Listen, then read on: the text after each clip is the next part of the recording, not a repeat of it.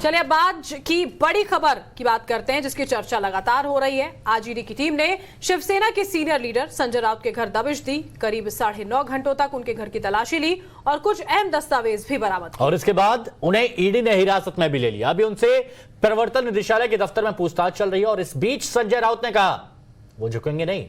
और इस मुद्दे को लेकर आज सियासी गलियारों में जमकर हंगामा मचा हुआ है। बीजेपी एक तरफ, शिवसेना एक तरफ, एक नया चैप्टर खुल गया है।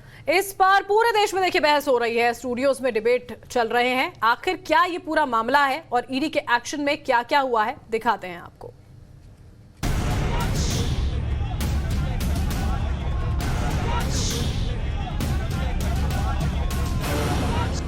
ये उस वक्त की तस्वीर है जब करीब 9.5 घंटे तक कार्रवाई के बाद कड़े पहरे के बीच ईडी की टीम उन्हें हिरासत से बाहर लेकर आई। घर के पिछले गेट से बाहर आते ही पहले तो संजय राउत ईडी की गाड़ी के पास गए, लेकिन फिर दरवाजा बंद कर गाड़ी की बोनट पर चढ़ गए। समर्थकों का अभिवादन किया, भगवा अंगोछा लहराया। इसके बाद ईडी की टीम संजय राउत को लेकर दफ्तर के लिए निकल पड़ी। राउत सर क्या कहेंगे? राउत सर क्या कहेंगे आप? जय महाराज। संजय राउत को हिरासत में लेने के साथ ही पुलिस ने उनके समर्थकों को भी हिरासत में लिया। गाड़ियों में भरकर उन्हें वहां से हटाया। दरअसल पात्रा चौल घोटाले से मनी लॉन्ड्रिंग के मामले में आज संजय राउत पर ईडी का शिकंजा कसा। सुबह करीब 7 बजे संजय राउत के भांडुप स्थित बंगले पर ईडी के 10 अफसरों की टीम सीआईएसएफ के दस्ते के साथ पहुंची। उनके घर में सर्च ऑपरेशन चलाया। उनके भाई सुनील राउत की कमरे की तलाशी ली गई। ईडी की टीम ने संजय राउत और उनकी पत्नी वर्षा राउत से भी पूछताछ की। बताया जाता है कि आज की कार्रवाई में ईडी ने संजय राउत के घर से कुछ इलेक्ट्रॉनिक गैजेट्स और दस्तावेज भी सीज किए हैं। ईडी की कार्रवाई के कुछ ही देर के बाद संजय राउत ने ट्वीट किया, मैं दिवंगत बाला साहेब ठाकरे की सौगंध खाता हूं कि मेरा किसी घोटाले से कोई संबंध नहीं है। मैं मर जाऊंगा लेकिन शिवसेना नहीं छोड़ूंगा। इसके बाद सियासी गलियारों में भी संजय राउत पर हुए ईडी एक्शन को लेकर रिएक्शन आने लगे। की भावना बाकी क्या है, संजय राउत जी की वाणी और लेखनी दोनों उनकी डंग मारती है, तो उससे परेशान है वो लोग, तो उनका मुंह बंद करो। यही तो जनतंत्र चला है, जो विपक्ष से बात करेगा उसका मुंह बंद करो, या तो हमारे पास आ जाओ, धुलाई मशीन खाली है आ जाओ। कभी आपने पूछा इनको कि जितने लोग आपके पास आए जिनके ऊपर वो मुलुंड का भोंगा है जो उसने इल्जाम लगाए थे, किसी को तो मंत्री पद बनाया, बाकी लोगों को आपने अभी ले लिया है, उनके ऊपर आपने इल्जाम लगाए थे ना ईडी के, उसका क्या हुआ? तो सच्चाई से अड़ के रहेगा, उसको मारेंगे। ईडी अपना काम कर रही है, वो संजय राउत हो या कोई हो, गड़बड़ कीजिएगा तो ईडी वहां पहुंचेगी और आपसे सवाल जवाब करेगी। इसमें इतना हाय तौबा क्यों मचाया जा रहा है? आप खुद ठीक हो तो कोई दिक्कत नहीं। शिवसेना चीफ उद्धव ठाकरे ने भी इसे दमनकारी कार्रवाई बताया। उधर महाराष्ट्र के सीएम एकनाथ शिंदे ने कहा कि अगर राउत ने गलत नहीं किया तो डर क्यों रहे हैं। ते ईडीची चौकशी सुरू आहे, त्यांची चौकशी होऊ द्या। आणि बघा ते तर म्हणालेत ना मी काय केलेलं नाही, तर कर नाही त्याला डर कशाला असली पाहिजे। त्यांची चौकशीला ते सामोरे जाणार बोलत होते। आज चौकशी होऊ द्या, त्याच्यातून काय पुढे येईल ते तुम्हाला कळेलच। हालांकि हिरासत में लिए जाने के बाद और ईडी के ऑफिस पहुंचकर संजय राउत ने कहा कि वो झुकेंगे नहीं। जिस प्रकार से झूठी कार्रवाई, झूठे कागज, झूठे एविडेंस लोगों को मार मार कर पीट कर बनाए जा रहे हैं, ये सिर्फ महाराष्ट्र को कमजोर करने के लिए, शिवसेना को कमजोर करने के लिए। लेकिन शिवसेना कमजोर नहीं होगी, महाराष्ट्र कमजोर नहीं होगा। दूसरी बात, संजय राउत झुकेगा नहीं, ना पार्टी छोड़ेगा, ना शिवसेना छोड़ेगा। अब संजय राउत पर ईडी के एक्शन के दौरान शिवसेना चीफ उद्धव ठाकरे का भी रिएक्शन आया है। उद्धव ठाकरे ने देखिए इस पूरे मामले पर क्या कुछ कहा है, क्या प्रतिक्रिया उनकी आई है, सुनवाते हैं आपको। आज सुद्धा संजय राऊतांना कदाचित अटक होण्याची शक्यता आहे। आज त्यांनी रोखोक केलेला आहे, त्याच्यामध्ये काही प्रश्न उपस्थित केले, पण हे सगळं कारस्थान एवढ्या निर्लज्जपणाने चाललेलं आहे की लाज लज्जा शरम सोडून हे कारस्थान चाललेलं आहे। एक दमनशाही, दडपशाही, जे हिंदुत्व, त्याला हिंदुत्व हा शब्द बोलायचं कोणाचं जेव्हा धाडस होत होतं तेव्हा शिवसेना प्रमुख हा एकमेव वर्ग होता या देशामध्ये। और देखिए इस पूरे मामले पर टाइम्स नाउ नवभारत आपको पल पल की रिपोर्ट दिखा रहा है। हमारे साथ इस वक्त मुंबई से हमारी संवाददाता शिवानी मिश्रा भी जुड़ी हुई हैं और साथ ही बीजेपी प्रवक्ता शाइना एनसी और शिवसेना नेता किशोर तिवारी भी हमारे साथ जुड़े हुए हैं, जिनके साथ आज हम इस चर्चा को आगे बढ़ाएंगे। लेकिन पहले बता देते हैं कि ईडी जिस पात्रा चौल घोटाले मामले में संजय राउत पर कार्रवाई कर रही है वो आखिर है क्या।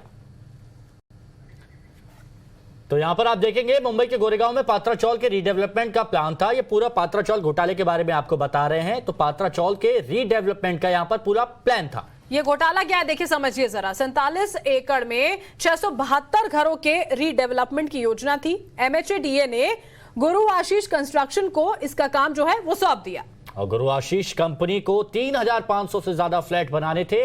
गुरु आशीष कंस्ट्रक्शन ने महाअड्डा को गुमराह यहां पर किया।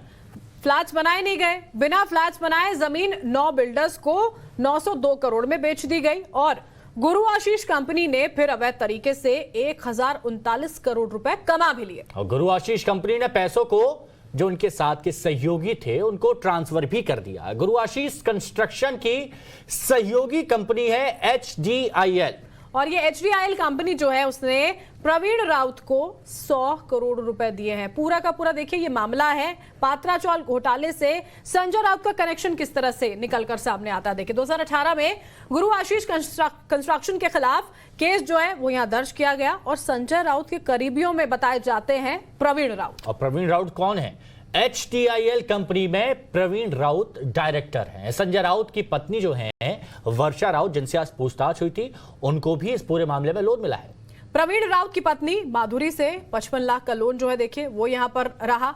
वर्षा राउत की अगर हम बात करते हैं तो बिना ब्याज के 55 लाख का लोन उन्हें दिया गया। और पैसों से संजय राउत के परिवार ने एक फ्लैट खरीदा। सुजीत पाटकर से भी संजय राउत के बेहद करीबी संबंध बताए जाते हैं और प्रवीण राउत का करीबी भी है ये सुजीत पाटकर जिनकी बात की जा रही है। और देखिए सुजीत पाटकर और संजय राउत, उनकी बेटी वाइन ट्रेडिंग कंपनी में पार्टनर हैं। संजय राउत की पत्नी और सुजीत पाटकर की पत्नी की भी साझा प्रॉपर्टीज हैं, ये भी जानकारियां सामने आई हैं। और ईडी को शक है कि जमीन खरीदने के लिए भी पैसों की हेराफेरी हुई है। जो यहां पर जमीन खरीदी गई है उसमें भी हेराफेरी यहां पर की गई है। अब जो हमारे साथ मेहमान जुड़े तो उनसे हम बात करेंगे, लेकिन उससे पहले अपडेट जान लेते हैं। शिवानी मिश्रा हमारी सहयोगी मुंबई से हमारे साथ जुड़ी हुई हैं। सुबह से आज हर एक अपडेट सबसे पहले टाइम्स नाउ भारत के दर्शकों तक पहुंचाइए। शिवानी जरा बताइए सुबह से लेकर अब तक अपडेट क्या है इस पूरे मामले में। देखिए फिलहाल साफ तौर पर अगर अपडेट्स की बात की जाए, पूरे दिन बहरहाल जो है सुबह 7 बजे के करीब जो है 7:15 के करीब ईडी की 10 ऑफिसर्स की जो टीम है वो पहुंचती है संजय राउत के भांडुप स्थित उनके पर्सनल रेसिडेंस पे और सर्चेस जो है वो शुरू होती हैं। करीबन दोपहर के 1 से 1:30 बजे तक जो है सिर्फ और सिर्फ पेपर खंगाले जाते हैं, इलेक्ट्रॉनिक जो गैजेट्स हैं वो खंगाले जाते हैं जिसमें मोबाइल और लैपटॉप शामिल है। हालांकि उसके बाद का जो वक्त है एक छोटा सा लंच ब्रेक भी दिया जाता है संजय राउत और उनके परिवार को और फिर जो है सवाल जवाब का सिलसिला शुरू होता है, जहां पे वर्षा राउत के साथ भी सवाल जवाब होते हैं, साथ ही साथ संजय राउत के साथ भी सवाल जवाब होते हैं। और वहां पे प्रदर्शनकारियों की भीड़ भी हमने देखी कि किस तरह से संजय राउत के समर्थन में लोग जो है शिवसेना से उतरे थे। पर फिलहाल हम मौजूद हैं इन्फोर्समेंट डायरेक्टरेट के उस दफ्तर में जहां पर संजय राउत जो है वो मौजूद हैं। आपको बता दें कि इसी दफ्तर में पहुंचने के बाद भी संजय राउत ने सबसे पहले तो मीडिया के सामने एक टिप्पणी दी और ये कहा कि ये एक केस है जिसमें उनको फंसाया जा रहा है। लेकिन उसके बाद वो बिल्कुल ऊपरी मंजिल पर पहुंचते हैं, वहां से भी मीडिया के कैमरास को वेव करते हैं, कहीं ना कहीं जो अपनी ताकत है वो दिखाने की कोशिश करते हैं। हालांकि जब वो अपने घर की तरफ से भी निकल रहे थे तो एक चीज बहुत ध्यान देने वाली चीज है यहाँ पर कि उन्होंने बहुत ज्यादा कोऑपरेट नहीं किया है एजेंसी के साथ, लेकिन उनको एक फ्रेश समन इशू किया जाता है, उन्हें एजेंसी बुलाया जाता है, वो अपनी पर्सनल कार में आते हैं, शिवसेना के झंडे को लहराते हैं, मुट्ठी बांधकर अपना एक शक्ति दिखाते हैं कि वो बिल्कुल भी कॉन्फिडेंट है, किसी चीज का उनको डर नहीं है। और आज भी यही कहा जा रहा है कि देर तक हो सकता है कि उनके साथ सवाल जवाब का सिलसिला शुरू हो और दोबारा सहयोग करने के लिए संजय राउत को सहभागी होने के लिए ईडी सवाल जवाब के लिए आगे भी बुलाए। बिल्कुल शिवानी, और जिस तरह से आप कह रही हैं कि वो बाहर आते हैं, उस गमछे को लहराते हैं और उसके बाद उनके भाई तो ये कह देते हैं कि जबरदस्ती की जा रही है, वो तस्वीरें कम से कम ये स्पष्ट नहीं कर रही थी। हमारे साथ शाइना एनसी जुड़ी हुई है, प्रवक्ता है बीजेपी की, किशोर तिवारी नेता है शिवसेना के। बहुत बहुत स्वागत है आपका टाइम्स नाउ नवभारत पर। किशोर जी, सवाल आपसे है मेरा। पहले देखिए संजय राउत ये कह रहे हैं कि जो हार नहीं मानता उसको हरा नहीं सकते हैं। किस तरह की लड़ाई के तौर पर वो इसको देख रहे हैं? ईडी को पूछताछ करनी है, कुछ नहीं किया है तो सारी चीजें स्पष्ट हो जाएंगी, पाक साफ वो निकल जाएंगे। वो ईडी तो कर ही रही है, अगर मैं बोलूं मत करो तो मत नहीं करने वाली है। लेकिन शाइना एनसी जितनी खुश नजर आ रही है तो मैं एक ही पूछूंगा उनको कि ये पूरे कांड से बड़े बड़े कांड भी आपने निकाले थे। किरीट सोमैया जी ने कंप्लेंट की थी। वो लोग है जिसके नारायण राणे है, जिसको केंद्रीय मंत्री बनाया, एकनाथ शिंदे जी के सीए को आपने नोटिस दिया था, उनके जोशी बोलकर दिए थे, उनको भी दिया था। तो वो सब लोग तो अभी आपके साथ मुख्यमंत्री बने हैं। और मुझे क्या लगता है ये सिलेक्टिव कार्रवाई है, लेकिन सार्वजनिक जीवन में देखिए बरखा भी, सार्वजनिक जीवन में इस प्रकार के भ्रष्टाचार होते हैं। अगर मोदी जी चाहते हैं कि सारे ये भ्रष्टाचारियों को वो समाप्त करना चाहते हैं तो वो अपने सिलेक्टिव कार्रवाई, किशोर जी आपको ये सिलेक्टिव कार्रवाई क्यों लग रही है वैसे? अगर मैं वही मेरा सवाल आपसे यही था। देखिए सर, ईडी अपना काम कर रही है और अगर पाक साफ होंगे संजय राउत तो सब कुछ स्पष्ट। उन्होंने तो बाला साहब ठाकरे तक की शपथ खा ली है हम पर कि मैंने कोई घोटाला नहीं किया, किसी का हिस्सा नहीं रहा हूं। नहीं, ये देखो बंबई हो या कहीं हो, आजकल है ना राजनीतिक नेताओं के ये बड़े बड़े बिल्डरों से संबंध आते हैं, ये आते हैं। तो मैं तो अगर वो पाक साहब है, ये इसलिए बोलता हूँ तो एक पत्रकार थे, अभी भी मध्यम वर्गीय जीवन जीते हैं। और मुझे लगता है कि इंक्वायरी तो होनी चाहिए जब आरोप लगे। और पत्राचार जो मामला है, ये मामला बहुत सारा 2010 में तो कांग्रेस वाली सरकार थी, उसके बाद बीजेपी की 5 साल सरकार रही और शिवसेना के संजय राउत और उद्धव जी ठाकरे ने ही पत्राचार के ऊपर आंदोलन किया। अब आंदोलन करने के बाद और ये आपने बोला है कौन, ये प्रवीण राउत और ये सब कुछ, तो दूध का दूध पानी का पानी तो हो ही जाएगा। लेकिन मुझे एक ही बात पूछना है शाहना एमसी कि इतने भ्रष्ट लोगों को लेके आपने महाराष्ट्र में सरकार बनाई और आपने ही जो उनके खिलाफ में ट्रकों से फाइलें दी थी, उनके खिलाफ कार्रवाई नहीं और केवल संजय राउत को चुप कराने के लिए अगर कार्रवाई होती है तो मैसेज तो गलत जाएगा ही ना। मैसेज आप ही गलत भेज रहे हो जिन लोगों को जो शाइना जी एक बात है, आज जो कॉन्फिडेंस संजय राउत के चेहरे पर दिख रहा था जब वो अपने घर से निकल रहे थे, ईडी दफ्तर जा रहे थे, वही कॉन्फिडेंस आज देखिए किशोर तिवारी जी के मुस्कुराते हुए चेहरे पर नजर आ रहा है। और कम से कम ये तो कह रहे हैं कि देखिए इतने भ्रष्टाचारियों को आपने ले लिया, यानी शिवसेना में सब भ्रष्टाचारी थे क्या और अभी भी भ्रष्टाचारी थे क्या, इसका जवाब ले लेंगे। लेकिन शाइना जी क्या कहेंगी आप? देखिए हिमांशु जी, बिल्कुल स्पष्ट प्रतिक्रिया है। भारतीय जनता पार्टी का कोई लेना देना नहीं। जब एक इन्फोर्समेंट डायरेक्टरेट या एक सीबीआई तहकीकात करते हैं तो क्यों करते हैं? 140 करोड़ का घोटाला, क्या ये छोटा अमाउंट है?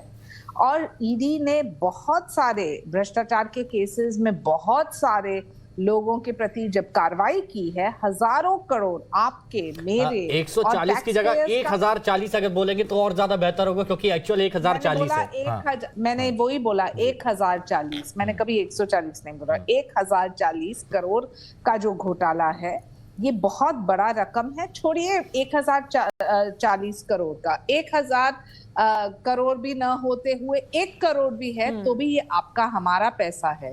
किस ढंग से सुजीत पाटकर का संबंध रहा है संजय राउत से, क्या था प्रवीण राउत का पूरा रोल इसमें, कौन से ट्रेडिंग कंपनीज थे, पत्राचार को लेके ये घोटाला कब चालू हुआ, HDIL कंपनी को लेके उनका क्या संबंध है, बहुत सारे गंभीर सवाल है और इसका जवाब आप और हम या किशोर जी नहीं दे सकते हैं। तहकीकात के बाद ही पता चलेगा कि जमीन घोटाले में कौन कौन थे, कौन कौन सहभागी थे, कौन से फ्रॉड कंपनीज को पैसे दिए गए और क्या था सच्चाई। आपने कहा कि भारतीय जनता पार्टी क्यों ईडी का इस्तेमाल करती है। भारतीय जनता पार्टी भ्रष्टाचार के खिलाफ है। मोदी जी के नेतृत्व में भ्रष्टाचार के खिलाफ हमने देखा है कि हजारों करोड़ हमारे इन्फोर्समेंट डायरेक्टरेट हो, सीबीआई हो, पुलिस हो, इनकम टैक्स हो, उन्होंने देखा है कि जो लोग सोचते हैं कि हम सत्ता में है, हम पावर में है, हम अपने आप को इंसुलेट करेंगे, ऐसा नहीं चलता है क्योंकि वातावरण बदला है।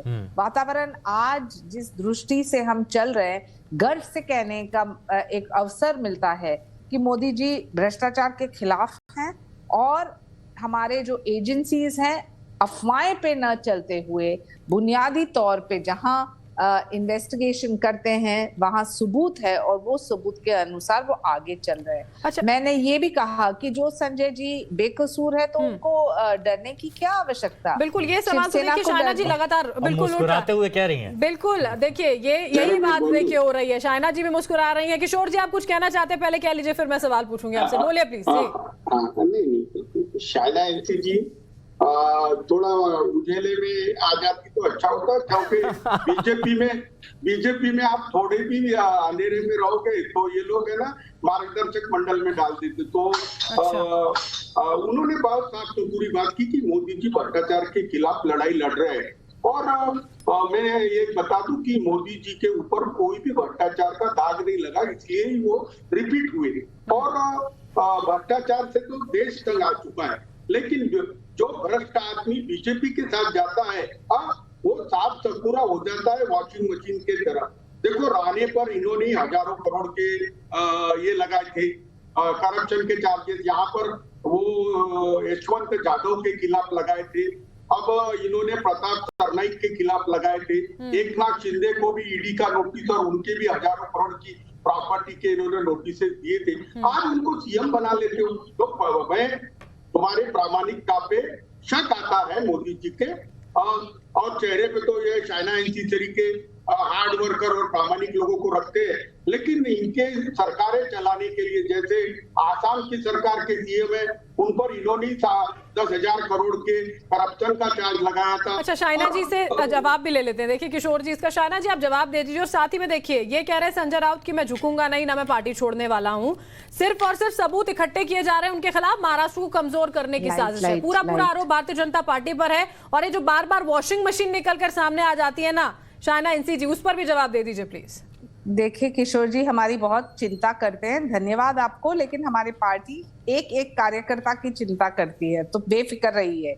रही बात इन्फोर्समेंट डायरेक्टरेट की, आप सब जानते हैं कि जब एक इन्वेस्टिगेशन होता है तो इन्वेस्टिगेशन कैसा होता है कि जब प्रूफ होता है कि कुछ गलत हुआ है। यहाँ जब ईडी पहुंचे संजय राउत जी के यहाँ, गोरेगांव के पात्रा चौल को लेके हजारों करोड़ को लेके जो लोग बेनिफिशियरीज हैं, कैसे उनको फायदा मिला है, क्या उनके रिलेशंस हैं, क्या इससे स्पष्ट नहीं है कि बिल्डर और चाल के जमीन के बीच में कौन लोग मौजूद थे, किन्होंने किसने क्या किया। मैं सिर्फ ये कहूंगी कि अभी भी कोई जंप द गन करने की आवश्यकता नहीं है। हम कोई भी सच्चाई को छिपाना नहीं चाहते हैं, लेकिन भ्रष्टाचार के खिलाफ तो ये मुहिम चलेगी, पूरे देश में चलेगी।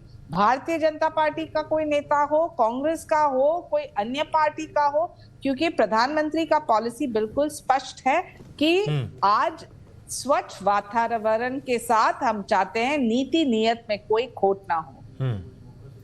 नीति नियत की बात की जा रही है। अच्छा किशोर जी, लेकिन एक के बाद एक इतनी सारी अनियमितताएं आती हैं, इतने सारे मामले जब सामने आते हैं, दस्तावेज सबूत सामने आते हैं जिसमें इतनी फौजदारी हुई है, इतने पैसों का घोटाला यहां पर हुआ है, तो आपको नहीं लगता कि अगर कोई पूछ रहा है तो आप वहां पर पहुंचते नहीं, आप सामने सवालों का जवाब दीजिए, जो भी स्पष्ट बात है दस्तावेज दिखा दीजिए, बात खत्म हो जाएगी।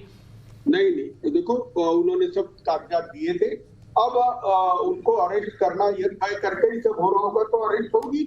और एक कार्यकर्ता है तो वो पेश करेंगे। राजनीति में अगर कोई सुचिता नहीं रखता है तो मैं उसका समर्थन करने वाला नहीं हूँ। अच्छा, मुझे ये बताइए आप क्या चाहते हैं किशोर तिवारी जी? किशोर जी, जिन गरीबों को पुनर्स्थापित वहां किया जाना था, जिन 672 मकान वहां पर बनने चाहिए थे, उन गरीबों को न्याय मिले, ये आप चाहते हैं, या फिर आपके नेता को कोई मुश्किल ना हो, कोई दिक्कत ना हो, कोई परेशानी ना हो, ये चाहते हैं?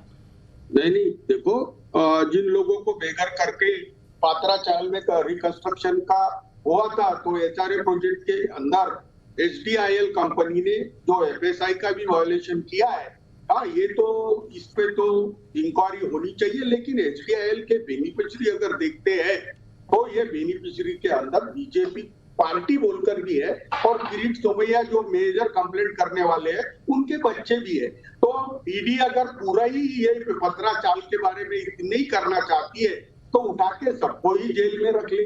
और सबसे तो आप ध्यान आकर्षण करवाइए ना, सुनिए ना, आप कोर्ट में वो मुद्दे उठा सकते हैं। अगर कहीं पर कोई लूप होल है या फिर कोई पॉइंट छूट रहा है तो वो आप ईडी के समक्ष रख सकते हैं ना सर। पक्ष रखिए, कोर्ट में जाइए, न्यायालय क्यों बने हैं? आप ही न्याय देंगे, आप ही वर्डिक्ट देंगे, आप ही सच्चाई के प्रति बोलेंगे कि जो आप बोले वो सच और कोई और बोले वो झूठ। मैं सिर्फ कहना चाहती हूँ इन्वेस्टिगेटिव एजेंसीज को अपना काम करने दीजिए ना। आप और हम क्यों दखल अंदाज करें? आप क्यों वर्डिक्ट दे, हम क्यों वर्डिक्ट दे? हम गलत, आप गलत, शायद न्यायालय सच प्रतिक्रिया पे सबूत के अनुसार पे चलेगा। क्या कह रहे हैं किशोर जी? जी वर्षा जी बीच में बोलिए ना, मुझे तो पूरा बोलने नहीं किशोर जी आप अपनी बात पूरा कीजिए प्लीज, बोलिए। हाँ अरे कैसे ईमान शो कैसा चलता है देखो, हम जिंदगी भर कहीं 1 करोड़ 2 करोड़ देख नहीं पाते, और ये 2,000 के नोटा देके हमने 50 करोड़ सीजर देखा, तो ये विचलित करने वाला है। और देश में भ्रष्टाचार के खिलाफ आंदोलन होने की बहुत जरूरत है, लेकिन क्या होता है कि अरे सर भ्रष्टाचार के खिलाफ जिनको आंदोलन करना चाहिए, आप सोचिए ना विपक्ष में बैठी पार्टियां ही अगर उस तरह घिरती हुई नजर आएंगी तो आप सोचिए ना कमजोरी कहीं ना कहीं होगी। अच्छा ये बात बताइए किशोर जी, बार बार ये भी कह रहे थे संजय राउत कि मैं पार्टी नहीं छोड़ूंगा, क्या किसी तरह का ऑफर मिल रहा है क्या सर दूसरी ओर से? कुछ चल रहा है क्या? नहीं, उनको चुप रहने के लिए भी कहा गया था, उनको संजय राउत मान गए? नहीं मैं बता रहा हूँ, गुवाहाटी भी बुलाया गया था। अच्छा। अब उनको ये सब इंक्वायरी जो है, अभी तो देखो कल तुम्हारे चैनल पर 2020 के अंदर जो कंप्लेंट हुई, वो ऑडियो टेप बताया गया कि इन्होंने अभी धमकी दी।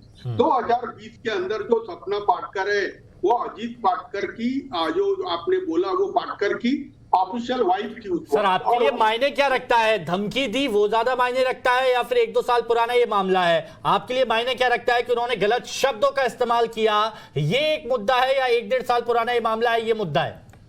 नहीं देखो, उन्होंने जो ऑडियो दी थी उस पर CM office, PM office, national women commission, Maharashtra police सबने इंक्वायरी कर ली, वो फैब्रिकेटेड थी या नॉन कॉग्निजेबल थी, इसके लिए उस पर कार्रवाई नहीं हुई। अब वो नए से आया है तो नए से कार्रवाई हो जाए।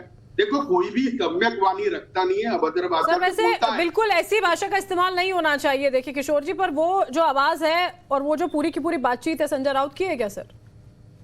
नहीं मुझे नहीं मालूम, क्योंकि महाराष्ट्र के अंदर चलिए ठीक है सर, माफी के साथ मैं रोक रही हूँ आपको, समय की थोड़ी सी कमी है। शायना NC जी, किशोर जी बहुत बहुत शुक्रिया आपका टाइम्स नाउ नवभारत से जुड़ने के लिए।